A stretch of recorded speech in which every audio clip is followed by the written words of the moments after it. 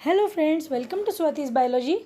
आज आपण अतिशय इंटरेस्टिंग असा पार्ट बघणार आहोत, सेल सायकल आणि सेल डिव्हिजन या चॅप्टरमधला मायटॉसिस. अतिशय महत्त्वाचा पार्ट दॅट इज मायटॉसिस. सगळी त्याची detailing line to line NCERT reading टीचिंगचा व्हिडिओ मी वेगळा दिलेला आहे. ओके, आज आपण एक्सप्लेनेशन वाईज डायग्रामॅटिकली आपण मायटॉसिसला बघणार आहोत. अगोदर त्याच्याविषयी जनरल इन्फॉर्मेशन, मायटॉसिस बद्दल काय काय सांगता येईल बरं, किंवा काय काय पॉईंट्स लक्षात ठेवण्याजोगते आहेत तुमचे नीटनुसार. पहिलं आहे, it is an equational division. म्हणजे काय? इक्वेशनल डिव्हिजन कधी म्हणायचं? एका सेलपासनं, सपोज या सेलमध्ये 50 क्रोमोझोम्स आहेत, तर त्याच्या ज्या पुढच्या 2 सेल्स तयार होतील त्या दोन्ही सेल्समध्ये 50-50 क्रोमोझोम्स असतात. क्रोमोझोम्स, ठीक आहे. म्हणजे मदर सेल आणि डॉटर सेल या दोघांमध्ये क्रोमोझोमल नंबर सेम असतो, त्याला म्हणायचं इक्वेशनल डिव्हिजन. राईट? कळालं? हा पॉईंट नीट लक्षात ठेवायचा आहे, याच्यावर क्वेश्चन नक्की येतो. It is an equational division. Okay. त्यानंतर मायटॉसिस डिस्कवर केलं होतं. It was discovered by Walther Fleming.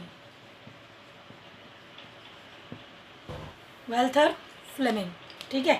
आपण पॉईंट विचारला जाऊ शकतो, कोण डिस्कवर केलेला आहे मायटॉसिस वगैरे वगैरे, ठीक आहे. तिसरी गोष्ट, वन मदर सेल म्हणजे अगोदरची cell, 2 daughter cells are produced. Okay. एका मदर सेलपासनं 2 डॉटर सेल्स दरच वेळेला तयार होतील. ज्या ज्या ठिकाणी मायटॉसिस होईल, आता मायटॉसिस कुठे होणार? सगळीकडे होणार. जेवढे काही युकॅरियोटिक सेल्स आहेत, जेवढ्या काही प्लांट सेल्स आहेत, जेवढ्या काही ॲनिमल सेल्स आहेत, सगळीकडे मायटॉसिस होतं. आणि प्रत्येकच वेळेला एक सेलपासनं 2 सेल तयार होणार, आणि प्रत्येकच वेळेला एका सेलच्या क्रोमोझोमल नंबर हा डॉटर सेलच्या क्रोमोझोमल नंबरशी मॅच होणार, इक्वल होणार. म्हणून त्याला म्हणायचं इक्वेशनल डिव्हिजन. ओके, ठीक आहे. की महत्त्वाचा पॉईंट एक, की एक्झॅक्टली मायटॉसिस कधी होणार, हा या प्रकारचं जे सेल डिव्हिजन आहे हे नेमकं कधी होणार? ओके. ड्युरिंग ग्रोथ दिस सेल डिव्हिजन ऑकर्स. ज्या ज्या ठिकाणी कुठल्याही ऑर्गनमध्ये, कुठल्याही बॉडीमध्ये, कुठल्याही सेलमध्ये ग्रोथची वेळ आली, त्या त्या ठिकाणी सेल डिव्हिजन मायटॉसिस दाखवणार. मी दुसरं कुठलंही सेल डिव्हिजन तिथे होणार नाही. म्हणजे सपोज आईच्या पोटामध्ये एक बाळ तयार झालं सेल्युलर लेवलला, त्याचं पूर्ण बाळ तयार होण्यासाठी जे सेल डिव्हिजन लागते दॅट इज मायटॉसिस. एका बाळापासून पूर्ण स्त्री किंवा पुरुष तयार होण्यासाठी जे ग्रोथ फेज असते, त्या ग्रोथ फेजमध्ये फक्त आणि फक्त मायटॉसिस सेल डिव्हिजन चालतं, इतर सेल डिव्हिजन चालणार नाही. किंवा झाडांचं जरी एक्झाम्पल घ्यायचं झालं, एका सीडपासनं अख्खं झाड तयार होतं, that is only and only mitotic cell division. येते लक्षात? ओके.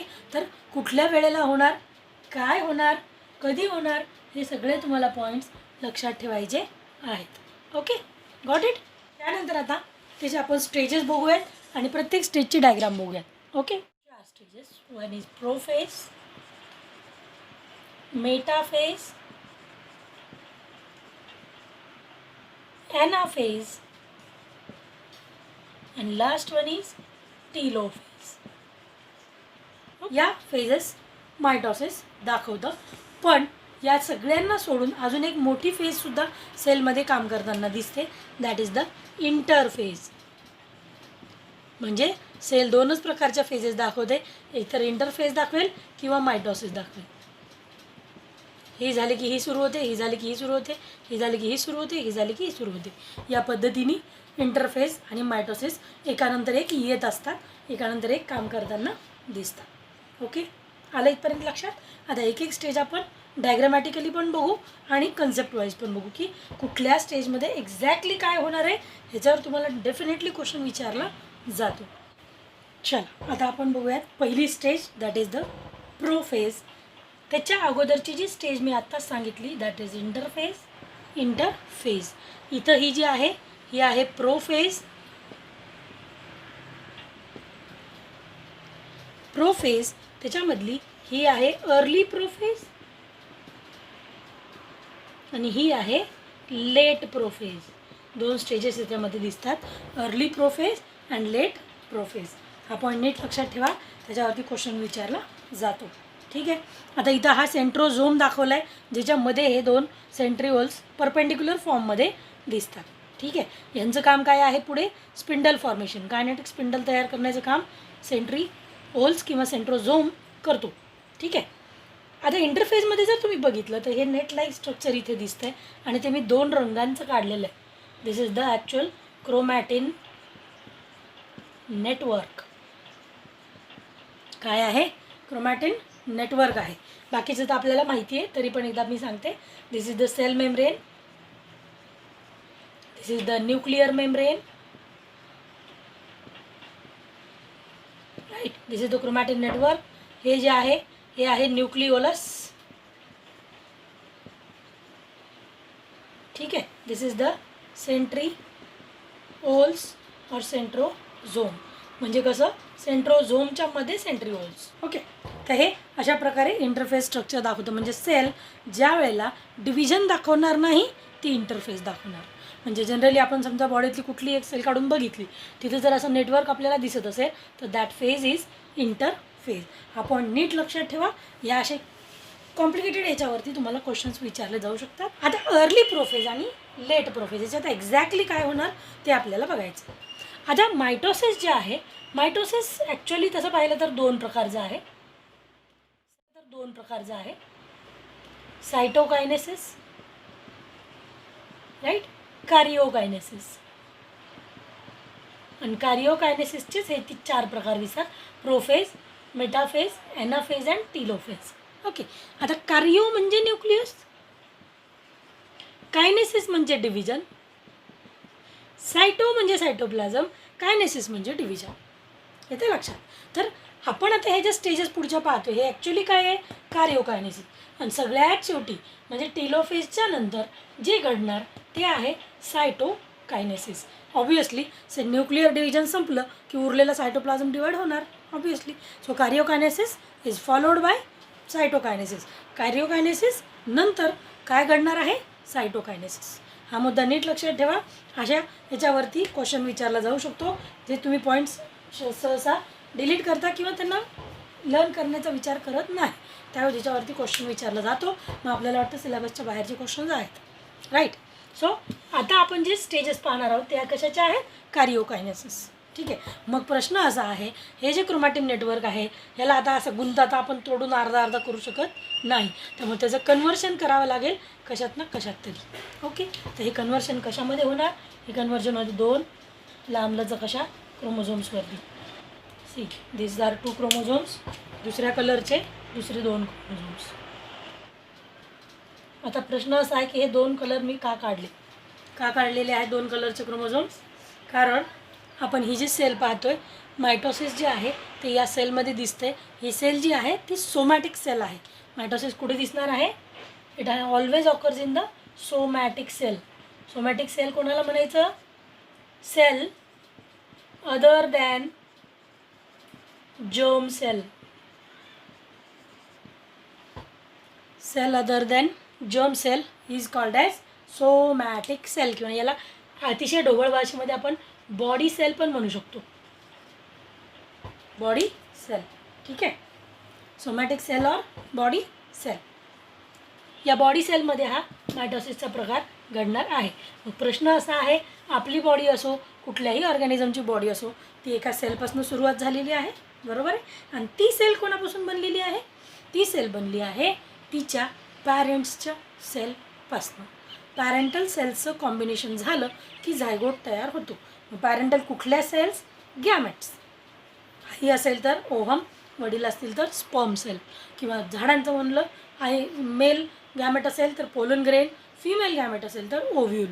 ठीक आहे. त्यांच्यातल्या मधल्या एक सेल आणि पोलन ग्रेनचं किंवा ओव्हम आणि स्पर्मचं फ्युजन झालं की मग नवीन ऑर्गॅनिझमची बॉडी स्टार्ट होते, बरोबर.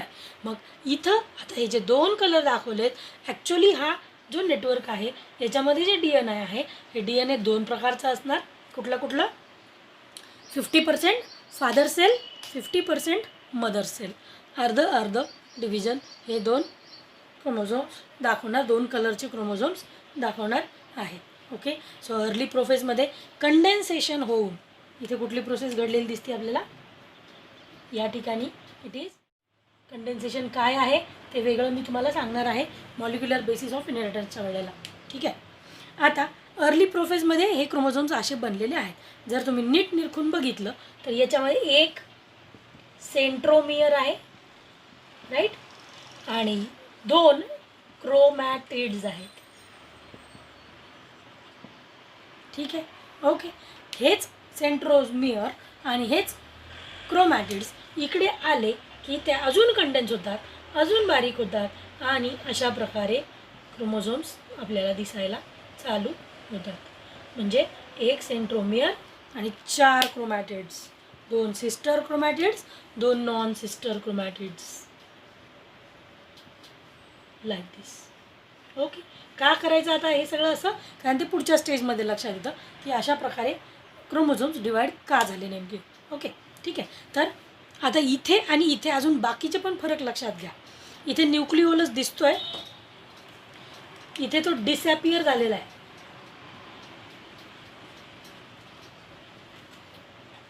न्यूक्लिओलस, इथे न्यूक्लिओलस दिसतोय, इथे तो डिसॅपियर झालेला आहे. इथं सेंट्रिओल्स एक आहे, इथं त्याचं डबलिंग झालं आहे. इथं काय दिसतंय? कायनेटिक स्पिंडल तयार झालेला दिसतोय, कायनेटिक स्पिंडल तयार झालेला दिसतोय. ओके. म्हणजे न्यूक्लिओलस इकडे गायब झाला, न्यूक्लिअर मेम्ब्रेनसुद्धा डिसॅपियर झालेला दिसतोय. येते लक्षात? डिसॅपियरिंग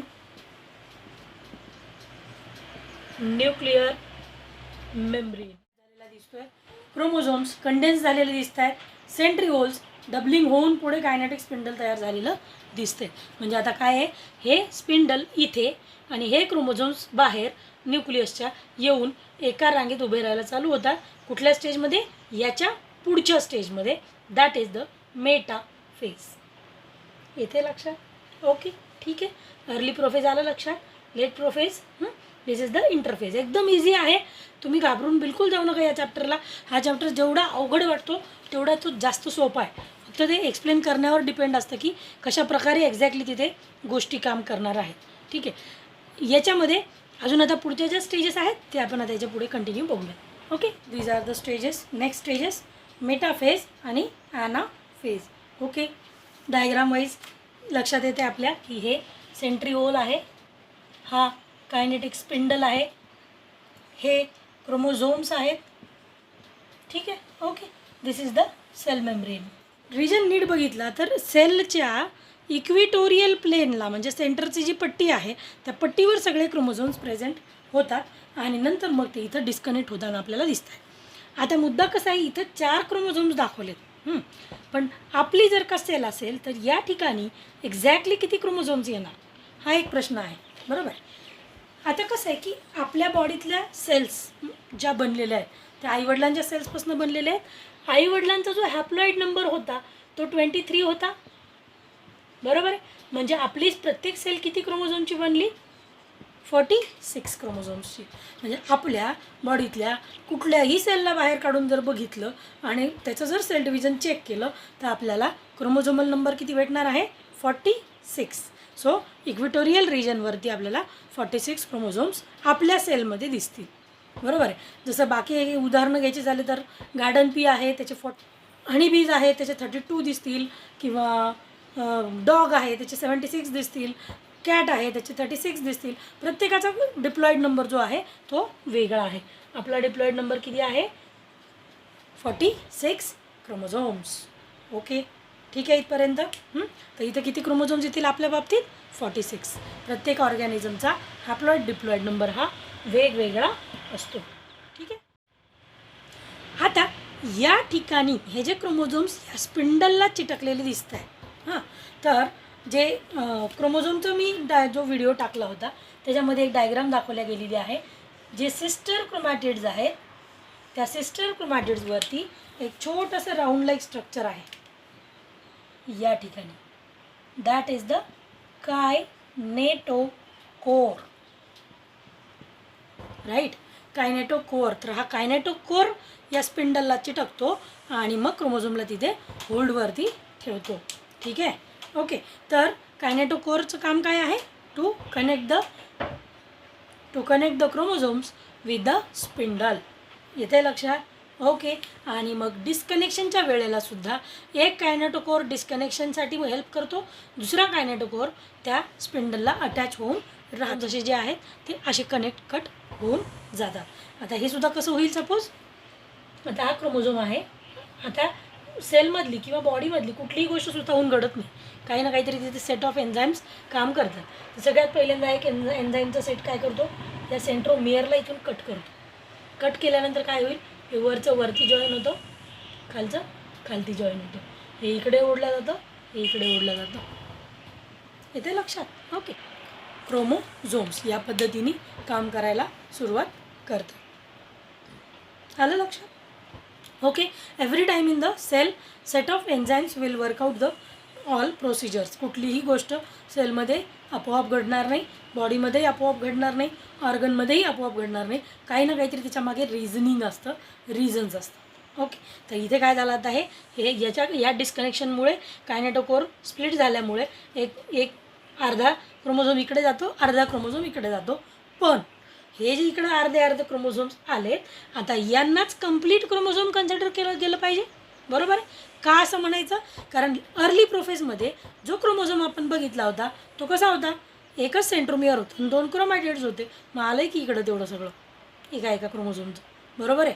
ओके. सो हे सेट ऑफ क्रोमोझोम्स इकडे राहतील, हे सेट ऑफ क्रोमोझोम्स इकडे राहतील. Got it?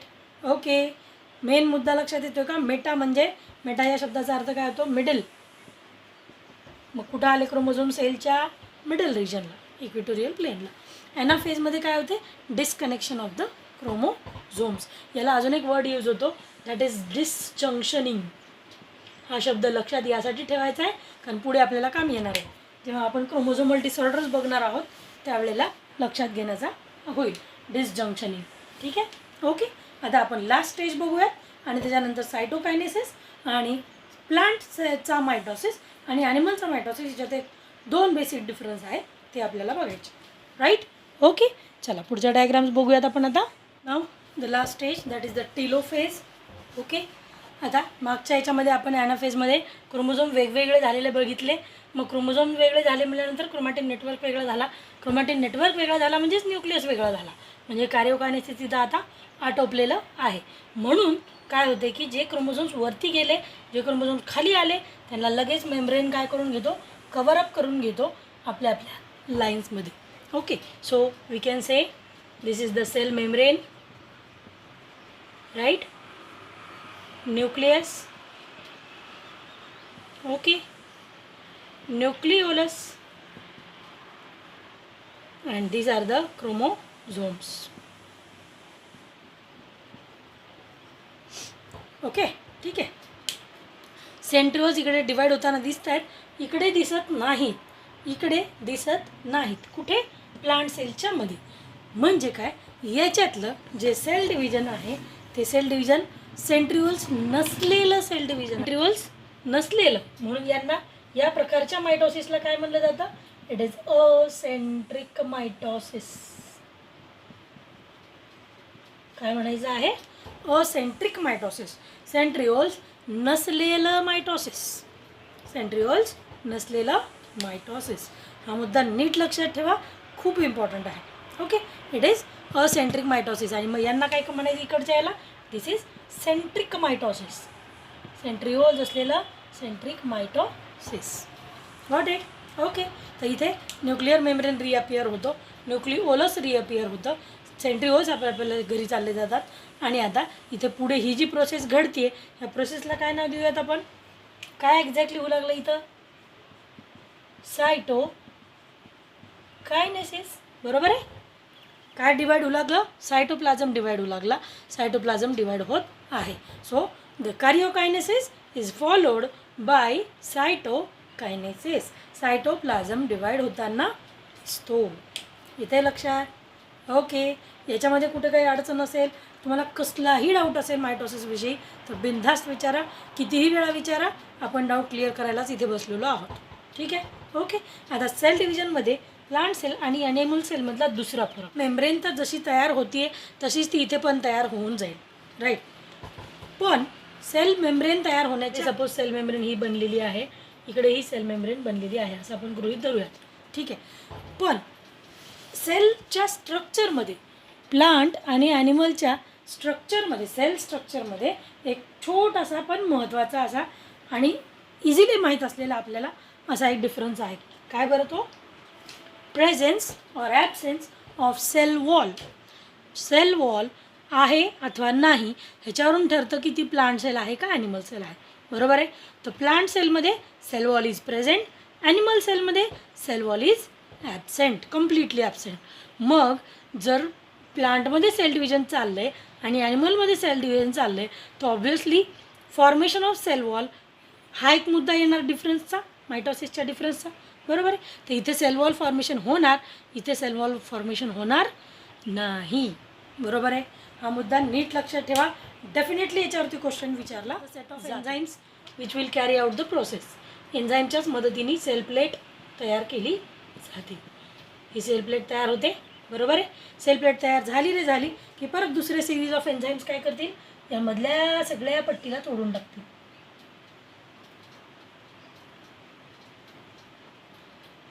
लाईक दिस. त्याच्यामुळे काय होईल, हे इकडे जाऊन कनेक्ट होणार, हे इकडे जाऊन कनेक्ट होणार, हे इकडे येऊन कनेक्ट होणार आणि हे इकडे येऊन कनेक्ट होणार. म्हणजे सिरियसली काय झालं, इथं ही सेल आणि ही सेल एकमेकापासून वेगळी झालेली दिसून येते. बघा नीट लक्षात घ्या. इकडे ही सेल वॉल इकडे एक्सपांड होऊन जाते, इकडे ही सेल वॉल इकडे एक्सपांड होऊन जाते आणि there is cell wall formation. तर सेल प्लेटचं कन्वर्शन कशात होणार आहे, सेल वॉलमध्ये होणार आहे. सेल प्लेट जी आहे ती फक्त आणि फक्त प्लांट सेलमध्ये बनते, ॲनिमल सेलमध्ये ती बनत नाही. इथे लक्षात, ओके, ठीक आहे. तर थोडासा कन्क्लुजनचा पार्ट आपण तयार करूयात बोर्डवरती आता, जो की तुम्हाला लक्षात ठेवायचा आहे, खूप छान, जे की मायटोसिस वाईज तुम्हाला लक्षात ठेवायचे आहे. Okay. Discovered by Walther Flemming. Walther Flemming हे नाव अजून कुठे लक्षात ठेवायचं आहे. वॅल्थर फ्लेमिंगनं काय केलं, क्रोमॅटिन हा शब्द शोधून काढलेला आहे. Okay. It is an equational division. कुठे होणार, it happens in somatic cells, right. Somatic cells. किती सेल्स तयार होतात, 2 daughter cells are formed, right. After every cell division किती सेल्स तयार झाल्या, 2 सेल्स. आपण किती तयार केल्या, 2 केल्या, बरोबर आहे. Okay. So 2 daughter cells are formed. Equational cell division का म्हणायचं, बिकॉज क्रोमोझोमल नंबर